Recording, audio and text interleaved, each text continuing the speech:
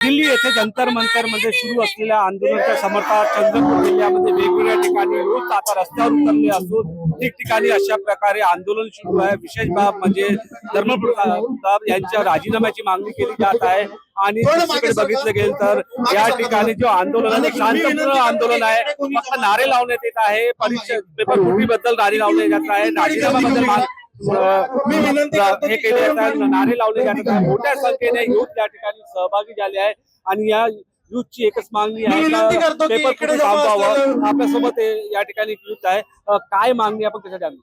आपण जे जंतर मंतरवर जे सुरू आहे, जे 20-21 दिवसापासून वांगचूकजी तिथे उपोषणाला बसून असून त्याला विद्यार्थ्यांना आज चंद्रपूरकर पाठिंबा देत आहे आणि त्या संदर्भात धर्मेंद्र प्रधान यांनी राजीनामा दिलाच पाहिजे। पूर्ण आज भारतामध्ये विद्यार्थी एका सोबत एका वेळेस आंदोलन करत आहे, तरी मोदी सरकार आणि धर्मेंद्र प्रधान यांनी दोघांनी राजीनामे दिले पाहिजे ही मागणी घेऊन पूर्ण चंद्रपूरकर आज रस्त्यावर उतरलेले आहेत। आपण बघू शकतो या ठिकाणी मोठ्या संख्या युवती आहे। आपल्याला पुन्हा काही युवती आहे, आपण काय सांगाल?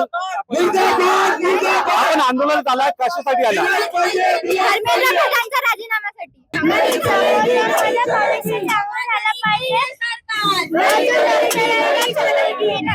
आंदोलन बघितलं गेलं तर देखील उपस्थित आहे, मोठ्या संख्येने विद्यार्थी देखील उपस्थित आहे। एकच मागणी आहे धर्मेंद्र राजीनाम्याची। राज्यभरात अशाच प्रकारे आज आंदोलन सुरू आहे, त्यामुळे सरकारने दखल घेतलं का हे बघणं महत्वाचं आहे। निलेश जाट, TVNine मराठी, चंद्रपूर।